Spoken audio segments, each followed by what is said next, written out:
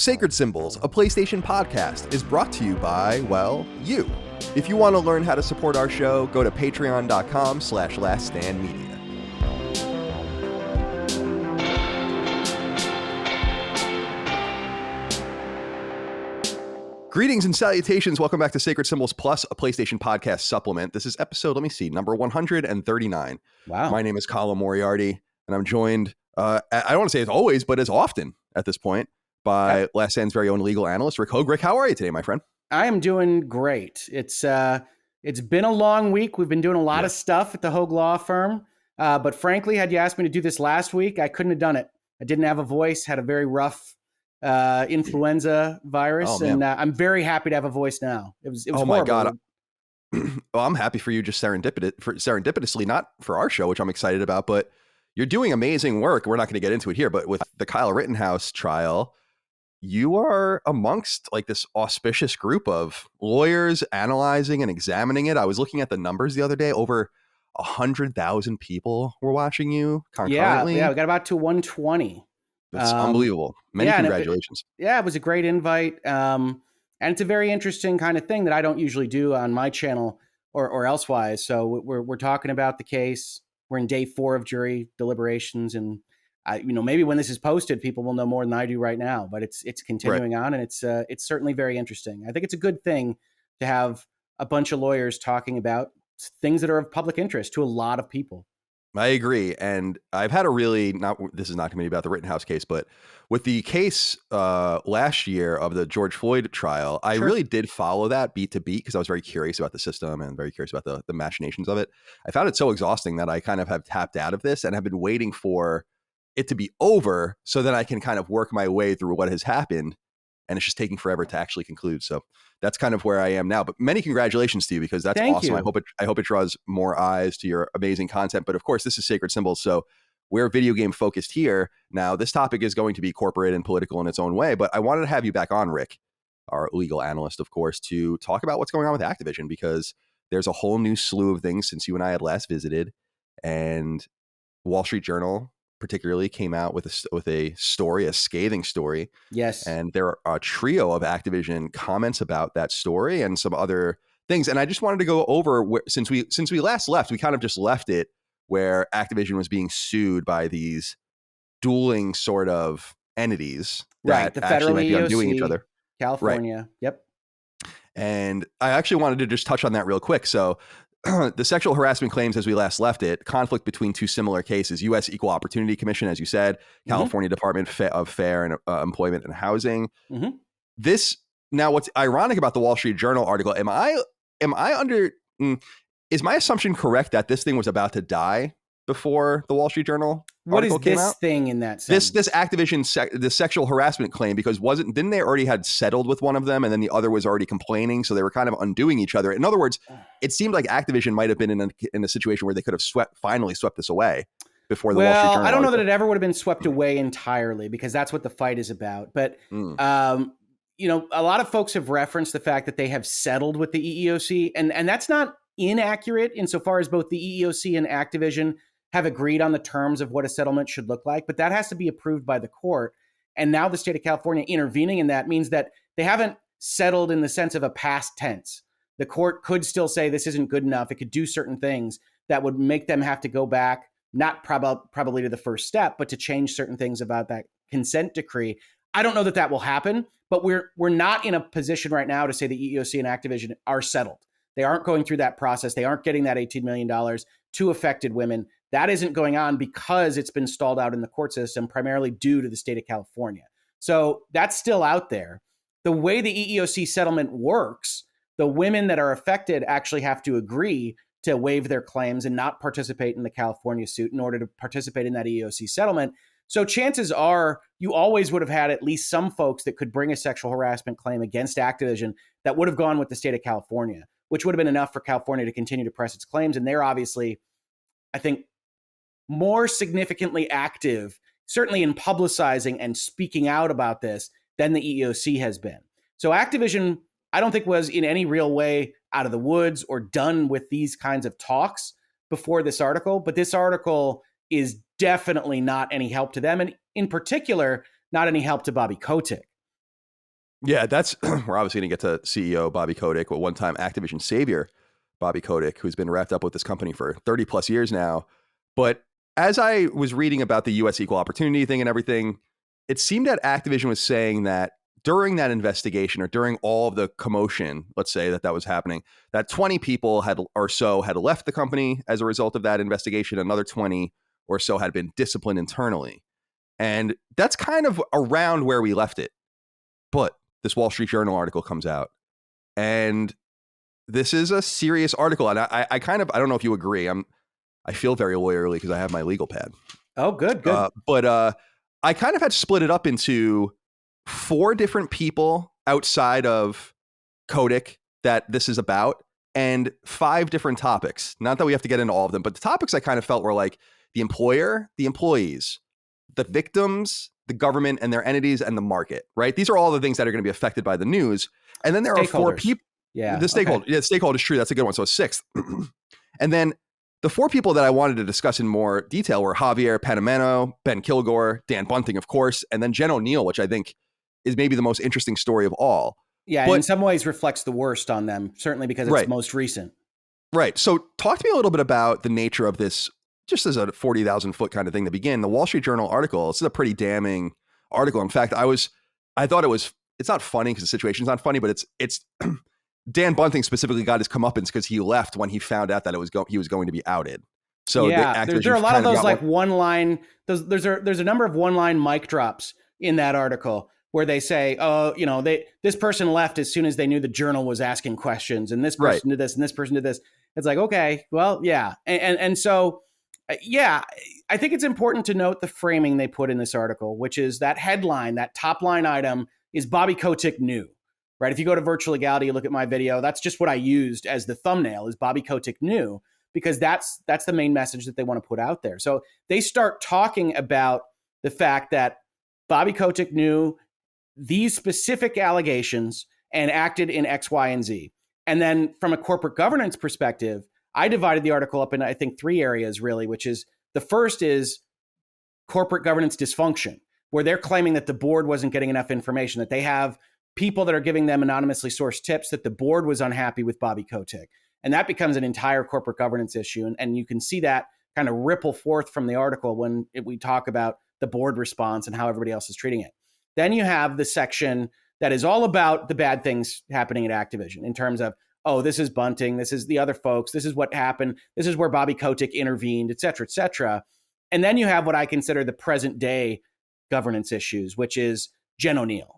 I think Jen Oneal and the Francis Townsend piece are so strong on how they can frame Bobby Kotick, and I think accurately. I say framing not to indicate it's inaccurate, but just how the article presents these stories as fundamentally taking advantage of women's names, women's functionality, and doing stupid things in the heart of a lawsuit, and when they know the public eye is directly on them. And that's why that speaks the worst to me, is because you know what you're dealing with at that moment in time, and they still do stupid stuff. And so that's the sequence. And yeah, it's laid at Bobby Kotick's feet. The other thing I would say about this before we get into any more specifics is it is worthwhile to note just how much is anonymously sourced. They refer to people that know X, people familiar with the incident, documents that are related to this, that are otherwise anonymously sourced.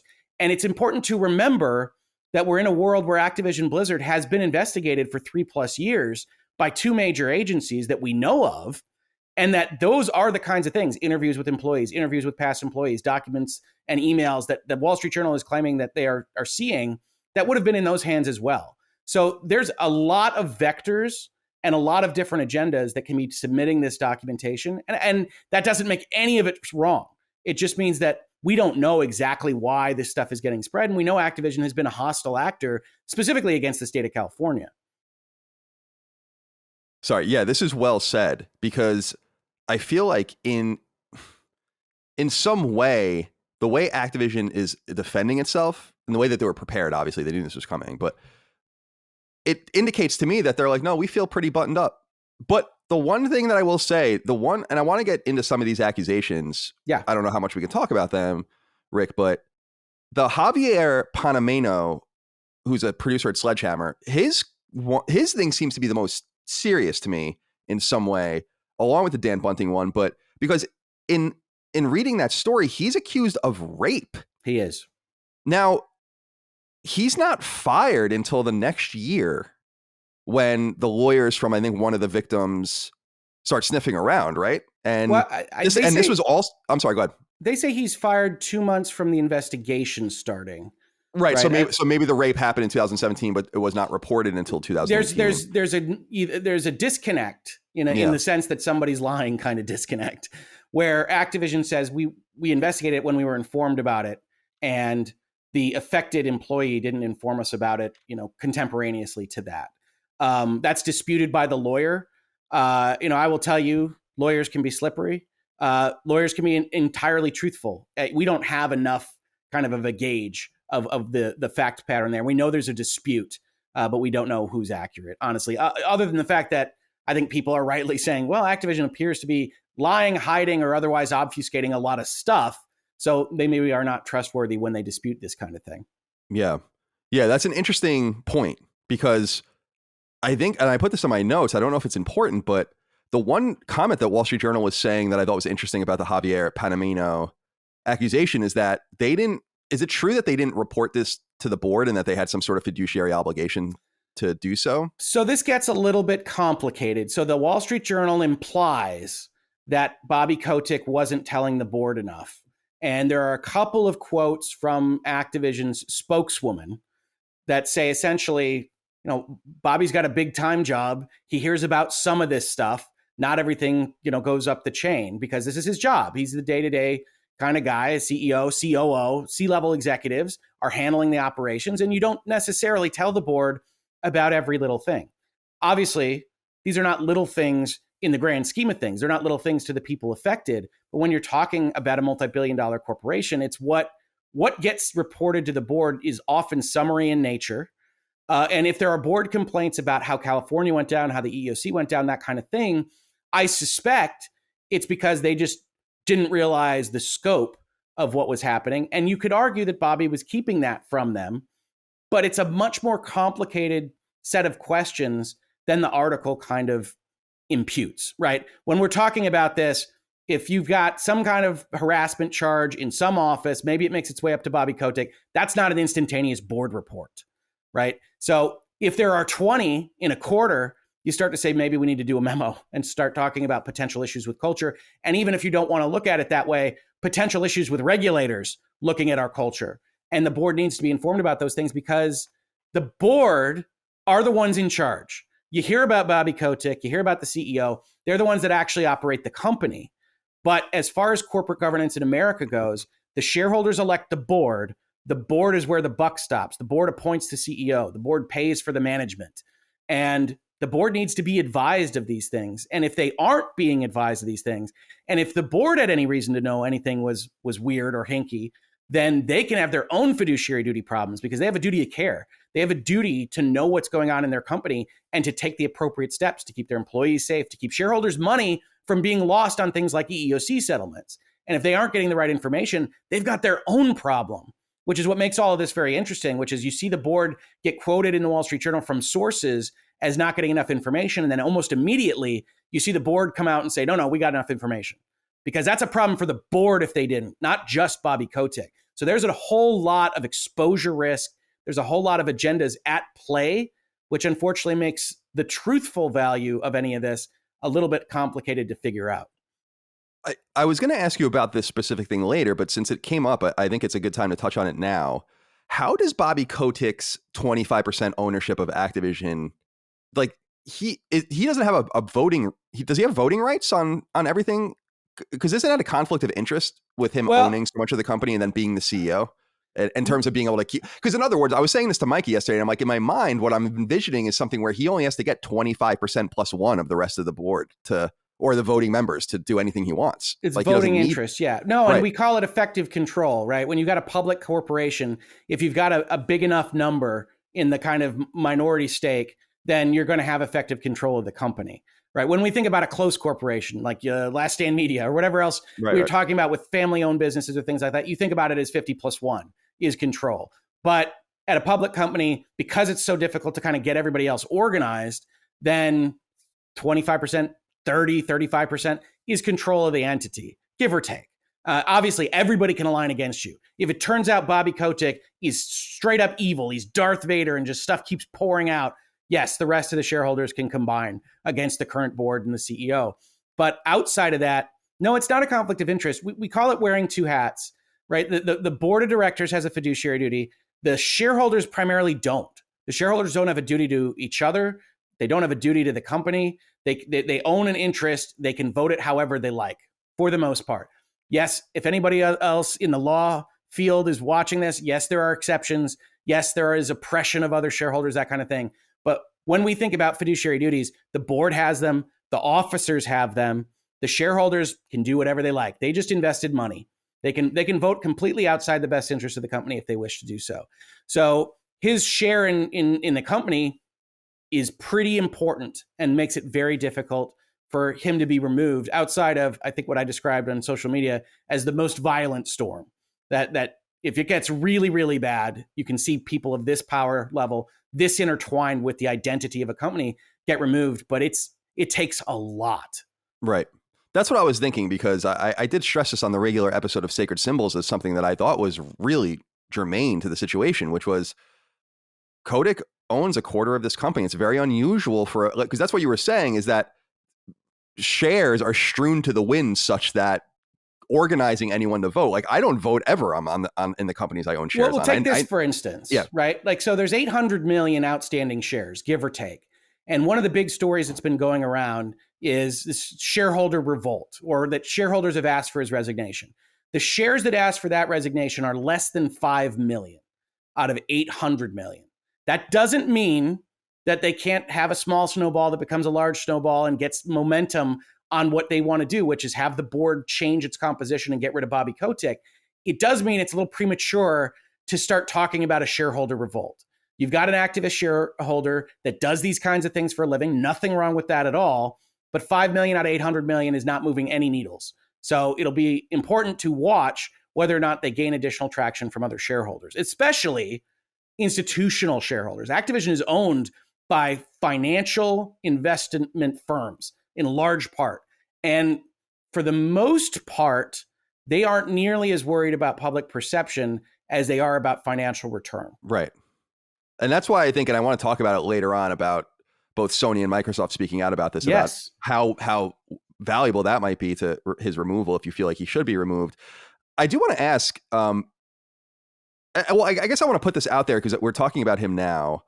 For people that don't know, Bobby Kotick basically saved Activision. He's a legendary character in video game history. Yep. Activision was founded by like David Crane and a bunch of creative dudes in the 80s. And by 1990, 1991, the company was not even really called Activision anymore. And it was being completely obliterated. And Bobby Kotick came in and bought it, helped buy it and take it over, and became its CEO at that point. So he's been CEO of the company for 30 years. Forever. And Activision went from, as I was telling people, if you look at it, was publicly traded in the 90s for $1, $1.10, $1.20. I was even looking at the stock more recently. I don't own Activision stock, but year over year, player base is down 13%, and their stock is down to 2020 levels, even with all of this going on. So my opinion, based on what you're saying, is that it doesn't really seem like the market cares too much. Like even Vanguard, which is underperforming massively. Vanguard and BlackRock are important to this story. Right. I feel like in some sense, these things are disassociated from this core corporate issue. I still believe that most people that play Call of Duty don't even understand what Activision really is. So I don't think they're going to care about this. So it's incumbent on the people that are more involved, like you were saying, the activist shareholders, some of these institutions, and of course, PlayStation and Xbox, which we'll talk about in a little while. I don't want to, before I move forward, because I didn't mean to get that far ahead. That's my fault, undoubtedly. No. It's okay, because I'm reading my notes. There's just so many things I want to touch on. I want to make sure we get some of these other guys out in the open too, just to see if there's any, or people, because Jen Oneal is not a guy, but to see if there's anything else to say about them.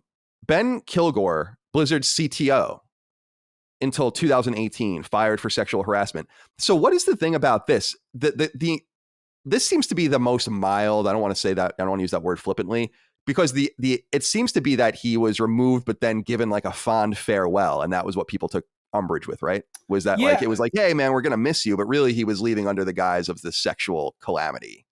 Yeah, well, calamity, it's hard to tell. So there's a lot of portions in the article that kind of hand wave at what the underlying issue was. So his is one where they say there are harassment complaints. I believe, correct me if I'm wrong on this, he's the one that lied about having an actual relationship with someone reporting under him. Right. Yes. And then he gets fired.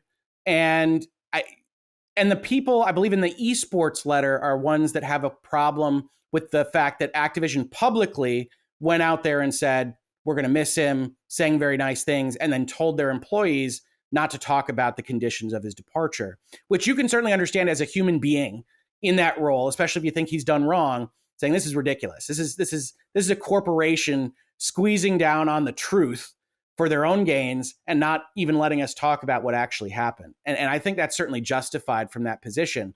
From the corporate position, you can see exactly why they do that. They don't want to deal with any of the fallout on any of this stuff. Yes, go away. And especially if somebody's litigious, if somebody's going to sit threatening to really cause you trouble, you don't want to say anything bad about it for future employment relations. And I can already hear commenters to my own video say, well, they need to say things that are bad because he's going to affect the next place that he's employed. I don't disagree with any of that. But in United States labor law, companies have to be very careful about what they say about someone that is leaving their employ, because it can affect their livelihood. And if they haven't dotted their I's and crossed their T's, then they can get in real trouble in litigation with somebody that's leaving. So if they think that maybe things weren't handled entirely properly, maybe they didn't have the evidence they thought they needed to actually do this, and it's some kind of agreement where you say, we'll only say nice things about you leaving, it's easy to arrive at that without being nefarious while still feeling absolutely awful to the people that think that actual harm was done, that maybe were harassed themselves and now can't say anything about it in order to keep their jobs. So I agree that it's mild. I agree that the Wall Street Journal article doesn't give you enough resolution to kind of talk about how serious whatever this was that happened with that particular employee. But they tell a good narrative story about how you get to that esports letter where they're upset that they have to say good things about this person. Yeah, because I mean, I've written articles myself, nothing this inflammatory, obviously, and important, but where you kind of throw in a couple items to buffer out and make seem maybe a little bigger the story so that people don't just focus on your primary objects, but it makes it seem like it's more, or maybe indicative or illustrates more of a cycle that's going on, some sort of system there. And I felt like Ben's inclusion was more context than anything else, because the Dan Bunting situation, which I really want to talk about, 2017 harassment incident, as the head of Treyarch, he ended up ascending to the lead of that studio. Now, this one is dramatic because he was actually internally investigated and recommended for firing in 2019, and Wall Street Journal claims that Bobby Kotick personally intervened on his behalf to save him. This seems to be in some way maybe, and I'm not saying the most serious, because I still think the Javier Panameno, that's where the rape word is used, and I think we can all agree that that's worse than harassment, although they're all bad. This seems to be the most serious in maybe some sort of exploratory way, right? Like, I would imagine if I were the labor board, I'd be pretty interested to know that Bobby Kotick, the powerful CEO, maybe the most powerful CEO in the entire industry, overrode an internal investigation to fire a man who was the head of the studio, and they did it to save Treyarch, right? So, and maybe that explains, by the way, maybe much of why some of the Call of Duty shit was going haywire for a few years as well behind the scenes. That's a whole other thing. But what is going on with Dan Bunting? Do you agree with me that this might be the most consequential piece of reporting in the journal? Certainly, it depends on the facts. I'm going to stick with Jen Oneal being the most important to Activision in the moment. Okay. But on the harassment side, the fact that you can go and say, we found that the HR folks approved his termination and Bobby Kotick overruled it, is certainly a bad fact pattern. I think more specifically for Bobby Kotick than for Activision. It's not that unusual to have the buck fully stop in the C-level suites somewhere, that you have to go, you get a recommendation, and then there could be other mitigating circumstances. The problem is not that can happen. You need management to have a strong hand on these things one way or the other. The problem is the facts around Activision in their entirety. This looks bad specifically because of everything else the Wall Street Journal says, because of everything California says, because of the 500 complaints that came in through Twitter and social media. It looks bad because it seems to show a pattern of using that power, which is basically necessary for discipline at a company, in an unjust way, right? It's not that it was used. That can happen. There can be reasons that a CEO finds that it's okay. HR could be overzealous. I mean, it's always a balance between these things.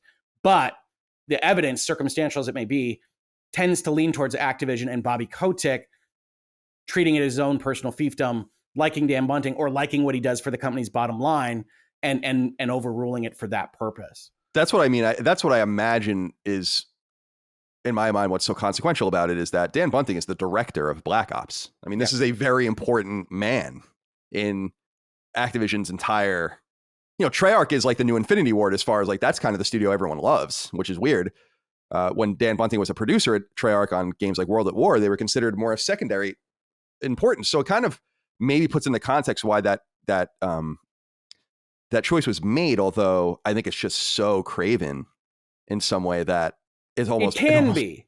No, yeah. I tend to agree, and I tend to agree that it's framed that way and it looks that way. The only thing I would caution is there is definitely not enough detail in that article for so many of these data points. I think they're all useful. I would ask them all to be investigated. I think they're all important, but not just because of the reporting, but because they try to squeeze in 5 different issues into this article and whatever ink space and column space they had, it tends to be very light on any given story that is put in this article.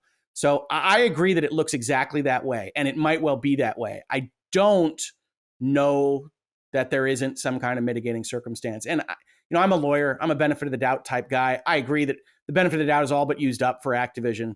But I still look at that and say, I'd like to hear more. Sure. All right, let's get into this Jen Oneal situation then. Longtime producer and then lead of Vicarious Visions, which was it still technically is, but they're folded under Blizzard now. They were a team that worked for Activision for many years and with a lot of success, actually. Yeah. And Jen Oneal, when Vicarious Visions was combined or kind of thrown into Blizzard, she became co-head of the initiative, I guess the team you want to say. They're a publisher too, but a team with Mike Ybarra. Whoa, so we gotta pause. Oh, I'm sorry. Yeah. Back up. Yeah. What am I missing here? So Vicarious Vision folds into Blizzard earlier this year. Right. Lawsuit happens. Blizzard head leaves. Then they join as co-heads. So that's like 8 or 9 months after. So she comes in with her Vicarious Visions contract because that's an important part of this story. Mm-hmm. And Mike Ybarra has a different contract. He's in charge of BattleNet and online operations.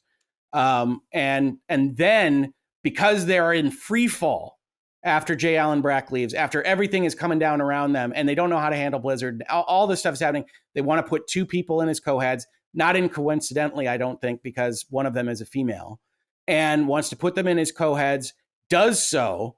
And then what comes out in this article is just absolutely damning to Activision.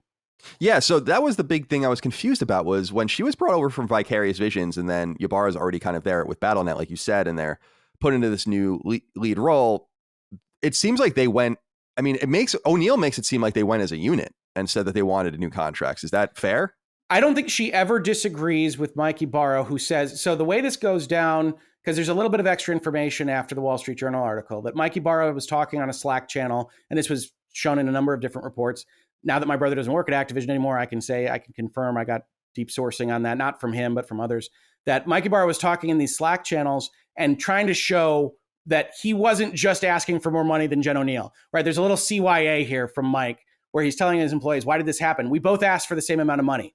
And Jen Oneal doesn't disagree with him, but she does come back and at least clarify somewhat vociferously that some of the stuff that Ybarra said about, hey, we wound up getting offered the same amount of money in a contract. She clarifies that contract wasn't offered until after she'd already posted a resignation. Right. And so what happened here appears to be, and this would be a kind of normal foot fault for a bureaucratic corporation outside of this context, is they needed emergency heads for Blizzard. They had people under contract, Mike Ybarra, Jen Oneal. They just say, can you be co-heads? And they agree. The problem is, in a bureaucratic corporation like Activision, you need to go through some steps to get new contracts in place for your new titles, your new responsibilities. And instead of, on day one, just snapping their fingers and raising Jen Oneal's salary under her current contract to whatever Mike Ybarra was getting. They waited for the whole contract process. And in the time frame that was taking, Jen Oneal lost it and lost it on Activision and sent an email to their lawyers that said, I feel like I'm tokenized and marginalized and you're discriminating against me and we don't get paid the same. While Activision is currently under investigation and a lawsuit from the state of California, primarily for what? Paying females less than men in the same role. I mean, it's an absolute unforced error, idiocy from Activision that suggests that almost everything else that could be alleged against them maybe did happen, however ludicrous it might sound, because they were this moronic in a crisis scenario when they know the eyes of the populace are on them. And the only question I wind up having from reading that Wall Street Journal article is, what is the source for that Jen Oneal email? Because it sure as heck sounds like it's Jen Oneal or her team to me. Yeah, it's interesting because, and I don't want to bring this up because I think it's relevant, but just in this story where women and people in vulnerable states and all of this this is kind of all relevant. Jen Oneal is also gay, which I thought was an interesting. Yeah, she references that in her email. Yeah, right. So I think that's an interesting, relevant, possible exploratory component as far as where you want to go and or where she wants to go rather in the future of this. But yeah, I thought it was interesting. And I think you kind of mentioned this, that why didn't they just give them pay parity? They didn't. You can just snap your fingers. Yeah, it really doesn't matter. It's just a number. Right. That I find really strange, and that I find damning. Yeah. Now, it's worth noting that I think, not against Jen Oneal, but just to keep things on the whole, I doubt Jen Oneal is very happy with Activision before any of this happened, because they took Vicarious Visions away from her, basically. And Vicarious Visions was doing they killed her awesome. Company. Right. Yeah, they killed her company. Vicarious Visions under her tutelage made Skylanders. They worked on Destiny and Destiny 2. They made the Crash trilogy and the Tony Hawk remake. So I imagine that there's a component where Jen Oneal's like, what the fuck are you doing? To my studio. And you can call into question all of Activision's judgment here, right? We're talking about serious matters, but these are the same people that are making business decisions on the direction that they're taking their companies and their subsidiaries and everything else. And I sit here and let's say, I don't have any faith in your judgment on any topic whatsoever. Let's talk about this Fran Townsend email, because you had brought this up too. This is like an asterisk, but an important one, a bold one. Yeah. She's the chief, I think still chief. Is she still chief compliance officer? I think she is, right? Yes, I think she only stepped down from the Activision women's group. Yeah. Right. So she's the chief compliance officer, old government head. She sent this really weird email. We had talked about it when we had first done a conversation about Activision and what's going on over there. Because it really set the employees off. Yeah. Right. Exactly. Because it was really ill-conceived. Now it comes out, Wall Street Journal reports that Kotick wrote this email, and that apparently it's maybe drafted, appended, well known apparently, and you can contend this or not, but well known apparently in the C-suite that he basically just vets and writes a bunch of this shit anyway. So here's where the inferences live, right? So there's a lot of this in this article where they say something like there was an ill-advised statement, and then they put a sentence that says Bobby Kotick writes most of the statements, right? And you can read that article and say, well, okay, the Wall Street Journal doesn't have proof that Bobby Kotick wrote this thing, but they want to imply that he did with the two sentences put together. With Frances Townsend, it's very interesting. The word they use in the article is directed, not drafted, not wrote. It's directed. And I can't tell you as a lawyer or just a human being exactly what they're implying with that. I have no doubt that everything that was going on around this particular issue at the time, every email that we saw, J. Allen Brack's, Frances Townsend's, everyone is going through the PR, is going through legal, is going through Bobby, is going through the C-level suite. Is that just approval? Is that word changes? Is that I'm going to tell you what bullet points you have to hit and then put it in your own words? I don't know. Directed reads like that to me. Here are your talking points. Say these things. Yeah. But I don't know. Certainly by the time you get to the end of the article, their spokeswoman is saying, we agree, Frances Townsend should not be blamed for any of this. So that other people at Activision were telling her what to say. Did he write the words exactly? I have no idea. But none of that surprises me. None of that surprises me for any corporation. Again, a lot of this stuff is okay, so you already hate Activision. You already think Activision did these bad things. So this is another thing to add on that pile of why Activision looks bad. And I don't disagree with that, but is otherwise normal corporate behavior in other circumstances. The fact that the CEO vets a statement of this importance as it's going out from one of his executives to his employees, that happens almost everywhere on everything. That's his job in some important respects, is to go through the important stuff. And once you're Activision and you know Kotaku and Polygon and Bloomberg and everyone else has a direct pipeline to your people, like nothing you are saying is not going directly to the press. You have to have that vetting strategy in place. What is going on with this focus on, at least at some outlets, on the board itself? Is there anything we can learn about these 10 people? It's really 9 other than Kotick, that is relevant to how this moves forward. I know I was reading a little bit about a lot of these guys are tied up in financial institutions. Some of them are C-suite guys at like places like Spotify and Warner. Warner Music. Right. Media. And right. And Kotick himself, it's worth noting, is a board member for Coca-Cola, which might be one of the most powerful corporations really in the world. So it's really strange, the marketing power, the prowess of this man can't be understated. But I'm wondering, like, Kotaku wrote what I felt like was a strange article about the board. Like, let's meet the board that thinks Bobby Kotick's great. And I'm like, well, I'm kind of just curious who they are and if there's anything we can learn about these people. Is there anything relevant about them that we can learn about how they might react one way or the other? Well, I'll pitch my show. I did a rundown of the board when I first talked about the Wall Street Journal article. They have an About the Directors page. Everybody should check out on Activision's investor relations website.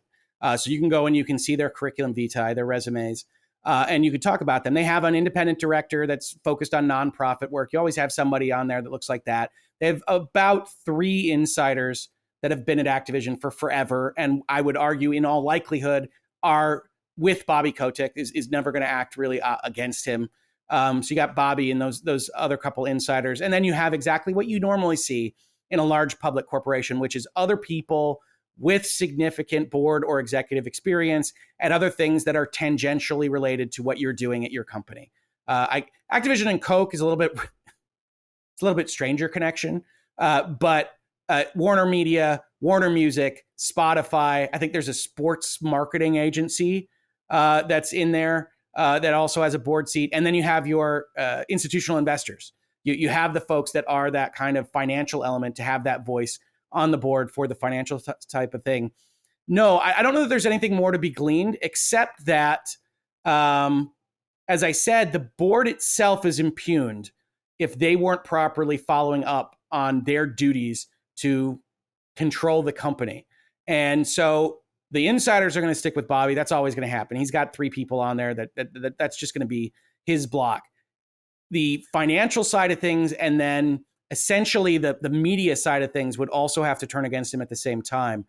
And I don't see that happening. I think if you're going to see changes here, and we're going to talk about this, I suspect, as part of this conversation, they're going to come either from that shareholder type of snowball effect or from an absolute shutdown of business partnerships and functional capacity to operate in the industry. The board has to protect itself, has that agenda, and also probably doesn't necessarily see the problems that the public might be seeing as part of this right now. I wanted to bring up, by the way, since we are talking about all this, I want to at least be fair to Activision. Yep. No, I noted in my notes here, November 16th was a day of just complete communication. This is when they released 2 statements. And also Bobby Kotick releases his video, which there has been transcribed by Activision in the form of an article. And I just want to introduce what they have to say. I'm not going to read Bobby Kotick's whole thing, but Activision says, quote, "The Activision Blizzard board remains committed to the goal of making Activision Blizzard the most welcoming and inclusive company in the industry. Under Bobby Kotick's leadership, the company is already implementing industry-leading changes, including a zero-tolerance harassment policy, a dedication of achieving significant increases to the percentage of women and non-binary people in our workforce, and significant internal and external investments to accelerate opportunities for diverse talent." The board remains confident that Bobby Kotick appropriately addressed workplace issues brought to this attention, to his attention. The goals we have set for ourselves are both critical and ambitious. The board remains confident in Bobby Kotick's leadership, commitment, and ability to achieve these goals, end quote. So one important thing about that statement is they want to open up with those changes, right, that they're making, the zero tolerance policy, the investment infrastructure. Those all happened on October 28th, I want to say it is, where Bobby Kotick makes the announcement that they're going to involve those changes. The Wall Street Journal, again, impugns Activision and Bobby Kotick and says that all of those things only happened after they received their questions on this article to Bobby and to the board at Activision, and implying that they were trying to get out in front of all of this stuff so that they could make a statement like they just did. The other thing I would note, which I think you probably note as well, is, you're a Jets fan. I know you're a Jets fan. When the owner comes out and has a statement talking about how much confidence he has in the general manager or the coach, that's as close as you can get in sports to a death knell for whatever that person is. So you can read it one of two ways. Board is saving itself, and it did have the option of throwing Bobby under the bus, right? The board had the option of saying, as a matter of self-protection, we are still going to have to investigate the fact that we didn't get enough information from our CEO, and we're going to be going down that road. They didn't do that. They said, no, let's circle the wagons. We're going to do this thing. And yet, 2 sentences in a row, they talk about giving Bobby a vote of confidence. We're right there into thou doth protest too much territory on this kind of thing. I think so too. I thought that last sentence was especially doth protest too much, because it was just really just reiterating what they opened with. The other thing that they said about the Wall Street Journal article themselves, or itself rather, and it's fair to say this as well, is, quote, "We are disappointed in the Wall Street Journal's report, which presents a misleading view of Activision Blizzard and our CEO. Instances of sexual misconduct that were brought to his attention were acted upon. The Wall Street Journal ignores important changes underway to make this industry's most welcoming and inclusive workplace, and it fails to account for the efforts of thousands of employees who work hard every day to live up to their and our values. The constant desire to be better has always set this company apart, which is why, at Mr. Kotick's direction, we have made significant improvements, including a zero tolerance policy for inappropriate conduct, etc." Yeah, it's all because of him. It's he right. made us change these things. So et cetera. Yeah, exactly, et cetera, et cetera. But very strong man. Well, if you want to, if you want to come at it from Activision is doing the right thing, if you want to look at it from the other perspective, you could read this article. You could read the California lawsuit as a sequence of events in which Activision had some bad apples and acted promptly in most circumstances to that. Right? When we talk about the issues that the Wall Street Journal raises at the top with the rape word, you see they were informed about it. He was gone within 2 months. Generally speaking, that's what we want our corporations to do. The law doesn't require you to be perfect, because you can't know what you don't know before it happens. They want you to have structures in place to try to prevent them from happening. They want you to have policies in place that tell people it's not okay to do X, Y, and Z. And they want you to have an investigation body and the ability to fire people when it becomes necessary to do so. But if you were so inclined to give Activision the benefit of the doubt, you can see a lot of stories that say, this person left, this person left, this person was fired. And what you're getting right now is essentially an accumulation of the number of times that I think is important circumstantially. But Activision does appear to have responded properly in a number of the instances that are brought up in these various places. I'm curious. I didn't want to bring these up until we were done, because I think they're old accusations, and I'm not entirely sure how much they even play into anything anymore. But the Wall Street Journal article does make accusations that I think that makes accusations that Activision acknowledges, including a death threat that he made in 2006, and then he threatened to destroy the flight attendant on his private jet who was formally denies that one. Right. So, okay. So he denies that one, and so I guess he hit a flight attendant on his private jet was suing his pilot and right. And then he was accused of. So the Wall Street Journal article gets a little confusing here, but they've got a private jet. Bobby Kotick co-owns it with somebody.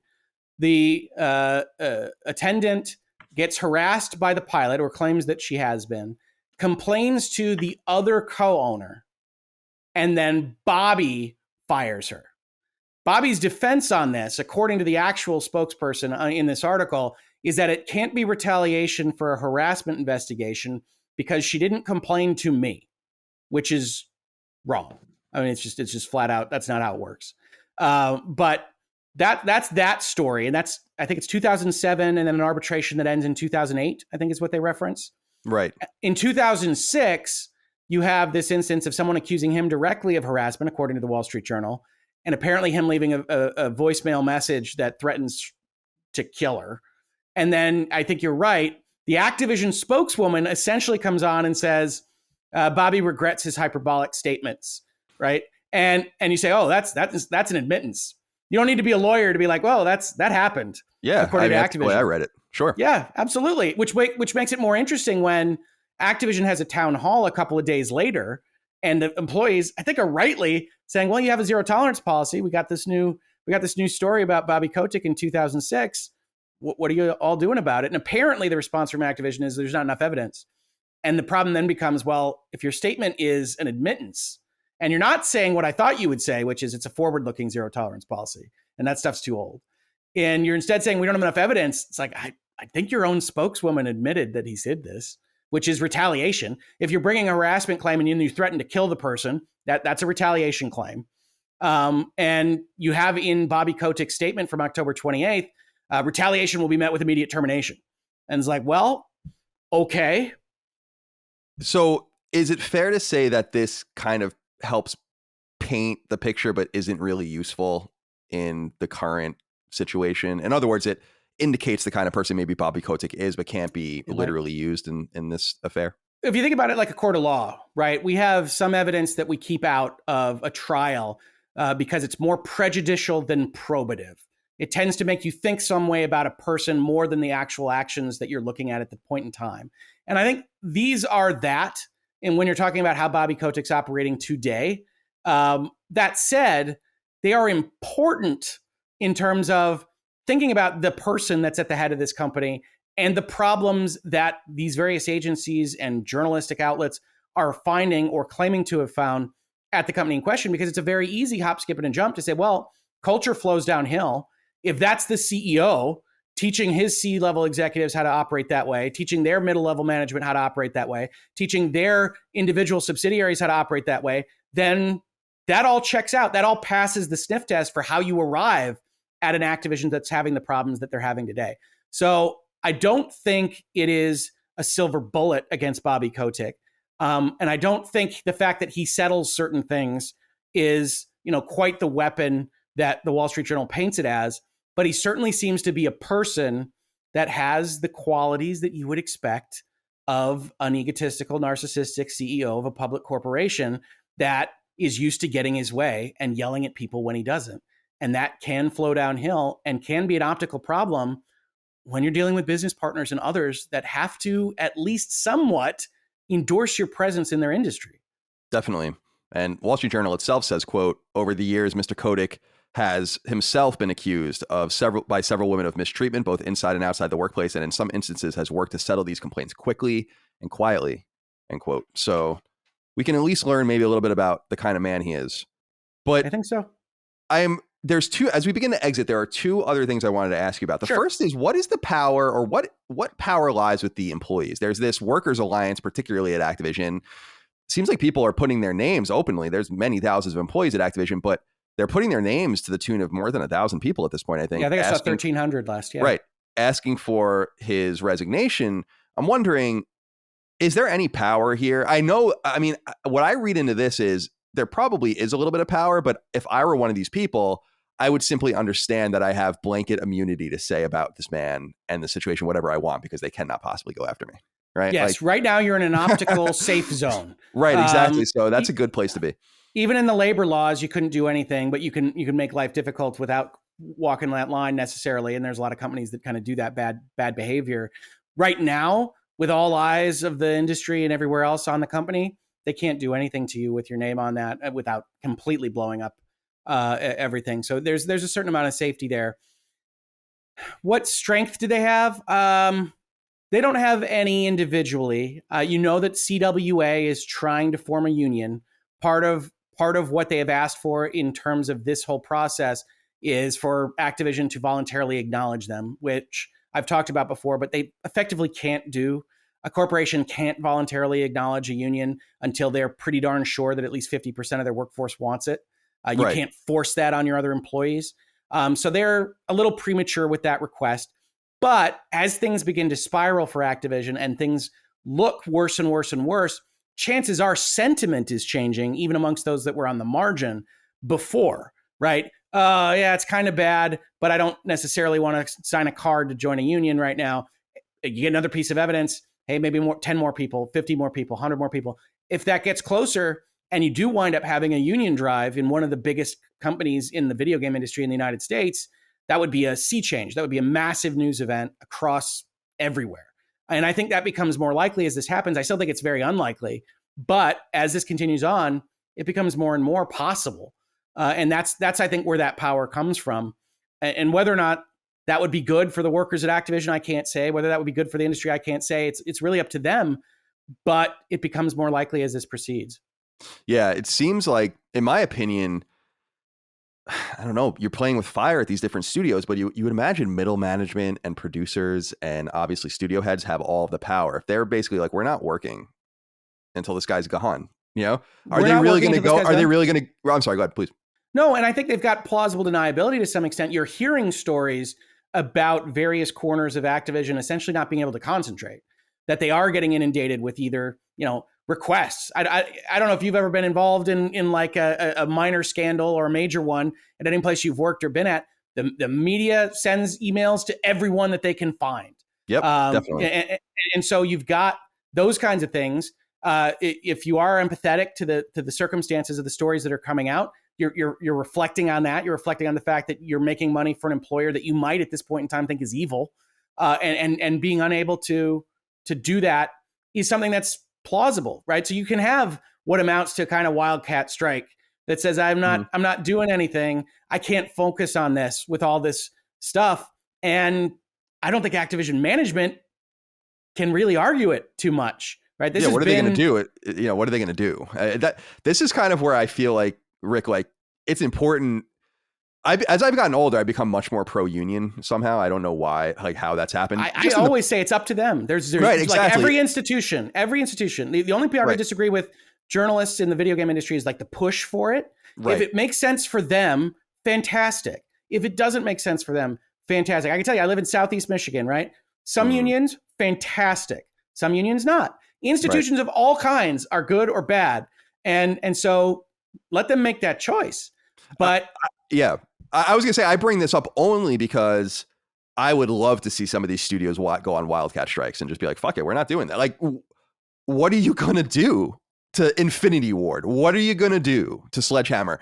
And I was even thinking going as far, now this is where I think it would get unfair to players, is to say, like, we're not updating Call of Duty. Like, we're not updating Vanguard. You guys have, what are you going to, it's like what John Deere did when they tried to bring in their white collar workers to work in the factories. And it's like, what are you going to bring fucking your bean counters and put them in our bays and see what they can. Get the accountants out there, fix some stuff up. I really feel like if they wanted to, this could be a mass movement within Activision. I just don't think people want to play that game. First of all, and I don't know sentiment. I think that one of the important parts about this is that a better ABK is not ABK. And they say that they're representing sentiment amongst even a broader selection of workers. That might be true. We don't know. And that's why I say it's premature when they say voluntarily recognize a union. We have no notion of what level of support that group has amongst the entire body. And so very similarly, we don't have great optics into the sentiment of artist number 32 at Blizzard or at Infinity Ward or Sledgehammer or Treyarch or High Moon or anywhere else. And so we can take it as human beings that are looking at this from afar and saying, it's probably pretty rough in there, but we're guessing. And we have to say that. It's speculation. Right. And until then, it would be interesting if they did that, if they withheld work or whatever. We don't know how they're feeling about any of this.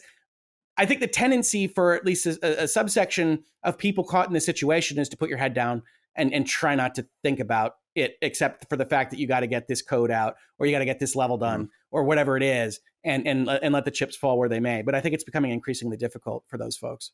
Yeah, and I will note that the people I know at Activision that I've spoken with here and there are disappointed about the situation, but also much more disappointed, I think, that the game is, Call of Duty and these other games are not doing well, that users are down, that games are delayed. And that's kind of what I want. That's what I wanted to ask you as we wrap up, Rick Woods, was you had brought it up earlier, is that PlayStation internally, I think, and then Xbox internally and externally. You've been verified. Yeah. Phil verified his. Yeah. Right. Okay. Yeah. So that's what it was. Both sent. So Phil Spencer and Jim Ryan both send internal emails. I guess they both get leaked. Jim Ryan's never going to say anything about it, but but they both, and I think Xbox extra vociferously came out and said, we need to figure out what's going on here, basically, in so many words. And this reminded me a little bit, Rick, of what PlayStation did to CD Projekt where it's very different situations, but where they're like, no, and they're willing to just destroy this. I imagine the relationship between Sony and CD Projekt is bad. I mean, I don't know how you could possibly interpret it any other way. They obviously hobbled them and embarrassed them. You know, like there's much more optically in play there, I think, with that decision to remove Cyberpunk than anything. And I bring that up only because one of these companies could come out and say, like, we're just removing Activision games until this is taken care of. And the company that's in the power position to do that is Microsoft, because Sony is in a very tough situation right now with marketing, with Call of Duty. I was even thinking like Sony may even have a claim against Activision because they're on the line for many years in this, you know, and with Call of Duty and Call of Duty League and PlayStation as the console and all of these kinds of things. Is there anything there? Do you think that these companies might be the ones that say like this needs to change or we're going to take serious actions? Or is Activision just too big? Because that's the big thing. CD Projekt is a piece of shit under Activision's shoe for as big as CD Projekt is. Activision is a mega company and they own IP that make more money than IP we've never heard of, like Pet Rescue, that make more money than anything in the industry that we play. So sure, no, absolutely. I just feel like maybe there's just some sort of imbalance here where they just wouldn't dare. And yet I think that maybe they were the only ones that could actually affect change. What do you think? I think if they took them off the market and made strong statements together, like you can imagine Phil and Jim actually releasing a joint statement or something would just be devastating, right? To Activision. I think if they did, then they could actually get Bobby removed, or more specifically, you know, probably Bobby becomes chairman and they just need a new face for the company or whatever, to actually get this across what they need for change at the company. I don't think that will happen. And I'll talk about this a little bit. I have to do a little bit more research on the Xbox statement in particular, which will probably be in a video of mine at some point. But here's the problem that you've got. CD Projekt Red made a lot of sense for Sony to do what they did because they deliberately quasi-breached their agreement with Sony by offering Sony refunds when they didn't talk to Sony first. Sony then has to get directly involved in that process and either deny them and take on the mantle of Darth Vader or accept them and figure out what their process is going to be to go get that money back, and et cetera, et cetera. So Sony was pissed that they were put into a position that was not what they wanted to be in and had to do active things related to that position. This is quite a bit different. This is the internal structure of criminal/quasi-criminal complaints at a business partner that is only related to them by the fact that they've got a publishing agreement and they put their product on their platform, in which case both sides make money. And then we're also talking about, generally speaking, the number one premier $60, $70 game in the United States any given year. If they take an action against Activision, I think the concern would be that that's a precedent that you can't take back. And what role does Microsoft and PlayStation now take on for themselves as to the operational infrastructure of every other party that is putting products on their platform? Indeed. Because stories are going to come out about any given company. And heck, stories might come out about Microsoft and Sony. So you've got all sorts of problems. You were willing to get rid of Call of Duty, which players like because of X, Y, and Z. Now you've got a couple of complaints at SIE. You've got a couple of complaints at Xbox. Well, okay, you've made yourselves moral arbiters of the industry. What does that look like now? Or it's a different company that has a few issues. Are you going to take their stuff off? And so I think right now we're in the phase where you've got signaling, where you've got, we want to show that this bothers us. And if we can affect change that way with just a message, fantastic. If we can't, I don't know that they're going to take the next step there to actually go and do things directly, because you are taking on an awful lot of precedential kind of problems if you do that. I also think, and this can go to the question we were talking about before, which is how do the employees at Activision feel, that this is indicative of the fact that Microsoft employees and Sony employees are making noise enough that their CEOs noticed, that they are personally frustrated and either talking to their supervisors or maybe even talking directly to the C-level executives, depending on how open their door is, about how this is unacceptable because Activision is right now a black hole and we don't want to have our stuff associated with them. Sony, as you said, is the bigger issue because every single commercial, every single YouTube trailer ends with, beta first on Sony, guns here first on Sony, PlayStation partner, because these co-marketing arrangements have always made sense because you put your name next to something that's very popular and you ride that rising tide together. But when that tide's lowering, you want to get the hell off the boat. And that's what Sony is dealing with right now. So I think it is indicative of general frustration across the industry. That's why they make the statements. To actually go and take the next step is the step that goes over the line in terms of we're really committed to policing this across a whole vast axis of factors. And I don't think either one really wants that. Yeah, I agree with you. I think that opening that can of worms is just not something that's not wise. Like it's like bringing a gun to a fight. It's like my gun might get taken away from you in the scuffle, so, and pointed at you. So yeah, I totally agree with what you're saying there. I wonder, let's wrap it up with this. Overwatch 2, Diablo 4 delayed to 2023. Yep. Call of Duty Vanguard sales worst in its opening 10 days since 2007, which is unbelievable. That's Modern Warfare 1. These things aren't necessarily intertwined. I don't think that they really are, but Activision's about to go through a pretty rocky time. I'm wondering if you think this publisher comes out on the other end intact in the way that it is now, because it is the behemoth of the industry right now. And yet I can imagine that things seem to be combining mismanagement, overriding their IP, their mismanagement of their own IP, things like Overwatch 2, which should have never even existed. All of these different things happening concurrent to this cultural problem, which is obviously going to have them or is going to force them to obviously lose some people. They're not going to retain talent. I feel like Activision, people don't remember, Activision at one time wasn't a very big publisher, even under Bobby Kotick. It wasn't very well respected. Modern Warfare, Call of Duty 4 was the game. Yep. That put Call of Duty and Activision really on the map. And I could imagine a reality where Activision falls back to that pre-Blizzard collaboration, just kind of mid-ground stasis, because there's just not a lot, there's never been a lot of excitement about them. People already instinctively hate a lot of the things they do, even though a lot of people play them. And I feel like maybe we might see the outcome of this be something more subtle yet more long-term, which is just Activision Blizzard falling back. What do you think? Well, I mean, I think in general, gamers have been known to have a fairly short memory on this kind of stuff. So I think if they're putting out good products, that's going to solve a lot of their problems, products that people like. I think that if you want to sit in the Activision boardroom and say the customers aren't really rebelling on us, you could argue that the mistake with Vanguard, if there is a mistake, is that folks are done with World War II, that we've had however many World War II games we've had, and that Modern Warfare 2, which I think is everybody's anticipation for what the next Call of Duty is going to bring it back, because the latest Modern Warfare reboot was the most popular of this kind of current set of Call of Duty games. And so I think you could tell that story.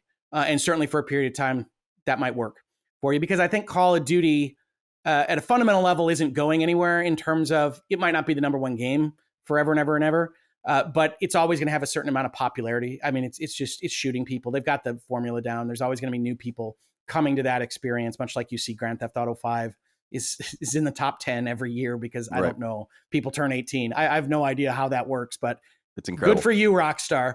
And so I think you've got that. I do think a smart corporate board would potentially be looking at certain things. I think they've tried strategically to put most of this on Blizzard, which we've seen right now. I think Blizzard as its own brand name, including the name Activision Blizzard, is at real risk. That there's a real possibility you fold that under the umbrella and you get rid of calling anything Blizzard ever again. And if Activision's name itself is tainted, there's a number of things you could do. I don't think anybody has any terribly strong negative feelings towards King. You could just rename the whole damn company King. Yeah, that's true. And do that kind of thing. That's a reference to the mega mobile game initiative. Right, ABK. Activision owns. No, I know. I'm just telling people that out there that don't know what King is a reference to. Right, King when you see a better ABK, that's the K. Yeah, right, exactly. Yeah, exactly. So I wanted to, King is like their secret weapon, because that's where Candy Crush, man. Yeah, Candy Crush. Candy Crush ain't going anywhere. It's the Call of Duty mobile. It would be cool to rename them King. I think that's a great name, actually. So yeah, I mean, King's a good name. And so I do think you'll start to see branding changes, whether they're as extreme as that, changing the full name of the holding company and everything else is unlikely. I mean, they go down a kind of a list. Changing things like the logo, getting rid of the Blizzard name in the holding company name, I think is pretty easy, even if you keep Blizzard Entertainment. And I think you'll start to see branding initiatives once they feel they've gotten out of the eye of the storm here. And then they can start to take proactive steps. They're very defensive right now. Everything is defense from Activision Blizzard right this second. And then those proactive steps, I think you'll see focus on PR and branding changes first. Will they last? I think they got a good. I think their portfolio is strong enough right now to last. Candy Crush can keep them afloat. Call of Duty, I think, can keep them afloat even if Vanguard proves to be a down year. And then Blizzard is a tire fire. I mean, they haven't released anything of import in years. And the thing that I do like, the Diablo 2, I'm going to call it remastered. I'm sure it has some funny name. Resurrected, I think is what it's called. Thank you. Yeah, nothing is worse than remastered. That one was always Red the worst. Faction. Yeah. But even that, which I like so much, was I believe Vicarious Visions, right? In New York. Yeah, they came in to save the project. So Blizzard appears to have had a real productivity problem for a long time. And so I think things probably do need to change organizationally and structurally there. Yeah, I would agree. They can go back and when Kotick bought Activision, they were called Mediagenic. They renamed themselves. Maybe they'll go back and call themselves that again. By the way, a little piece of knowledge for people out there that don't know. Kotick bought Activision, 25% of Activision, $500,000. $500,000. Can you imagine? He's done all right for himself. It's good return? ROI. Oh my God. I can't even imagine how much money that man has. Anyway, Rick, I know you have much to do. I do. Busy it's with a busy day. House case. It's a busy day. I'm going to let you go. Where can people find you? They already know you, but let's let everyone know where they can find you. Absolutely. Well, you can definitely reach me on Twitter where I'm talking about video games all the time and just basically impugning the entire Games Awards process at length. On Twitter at Hoeglaw, HOE as an elephant, G as in George, Law. And of course, you can find me on YouTube doing virtual legality. This whole week, when I haven't been otherwise streaming, has been about Activision and all of this stuff from the Wall Street Journal bombshell on. I will probably still do a video on the Microsoft and the petition side of things maybe this weekend. You can check it out at virtual legality, youtube.com/Hoeglaw. Cool, man. Yeah. When it rains, it pours. So I know you have a lot to do. It's been a week. I bet, but it's good for you. It's good for all of us. Thank you for being here. You're welcome back anytime. Of course, thank you all out there for your love, kindness, and support of Sacred Symbols and Sacred Symbols Plus. Hope you enjoyed it. Talk to you next time. Goodbye. Sacred Symbols, a PlayStation podcast, is a product and trademark of Last Stand Media and Colin's Last Stand LLC and is proudly recorded in the USA. The show is conceived by, is written by, and is directed by me, Colin Moriarty. My co-hosts are Chris Raygun Maldonado and Dustin Furman. The show is produced by executive producer Dustin Furman. It's edited by associate producer Ben Smith. All of Last Stand's theme music is by my best friend, Ramon Narvaez. As you know, all of Last Stand shows, including Sacred Symbols, are fan-funded on Patreon at patreon.com/laststandmedia. The following names are at the producer level on Patreon, our highest tier, and we're grateful for your thoughtful and kind contributions to our independent endeavor. Thank you.